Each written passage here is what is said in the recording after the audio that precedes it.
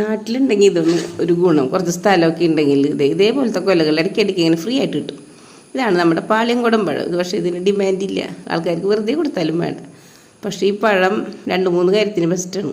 പുട്ടും കൂട്ടി അടിക്കാൻ, പിന്നെ പൂവട ഉണ്ടാക്കൂലേ, പഴം ഇട്ടിട്ടുള്ള അരിയിൽ പഴവും ശർക്കരയും തേങ്ങയൊക്കെ ഇട്ടുള്ള അട, പിന്നെ അവിൽ മിൽക്ക്. ഇത് 3 ഈ സാധനം വേണം. ചെറിയ പുളി, പക്ഷേ ഇത് കൂടുതൽ കഴിക്കാൻ പറ്റില്ല, അസിഡിറ്റിയാണ്, അസിഡിക്കാവും. അതായത് ഗ്യാസ് എന്ന് പറയും. പുളിയുള്ളതുകൊണ്ട് മറ്റേ പഴത്തിൻ്റെ പോലെ സാധാരണ ഞാലിപ്പൂവിൻ്റെ പോലെ അല്ല. അപ്പം അങ്ങനെ ഒരു പ്രശ്നമുണ്ട്.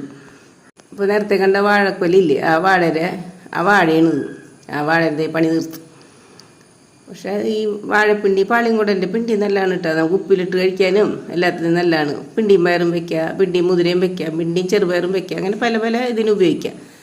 പിന്നെ പിണ്ടി ഇത് അധികം വയ്ക്കാൻ പറ്റില്ല, മഴക്കാലമാണ്, വെള്ളം കയറിയിട്ടുണ്ട്. അപ്പോൾ നമ്മൾ നല്ല നല്ല അയൽവാസികൾ ഇവിടെ ഉണ്ട്. അയൽവാസിക്ക് ഒരു കഷ്ണം കൊടുത്ത് അവരും പിണ്ടിയും പയറും വയ്ക്കും. ആ വാഴയ്ക്ക് ഒരു ആത്മാവുണ്ടെങ്കിൽ അത് വിചാരിക്കേണ്ടത് എന്ത് ദുഷ്ടന്മാർ എൻ്റെ പഴവും കഴിച്ച് എൻ്റെ ഇല എടുത്ത് അടയും ഉണ്ടാക്കിയത്, എന്നെ വെട്ടി പിണ്ടിയും കഴിച്ച്. എന്തൊരു ജന്മം, മനുഷ്യജന്മം.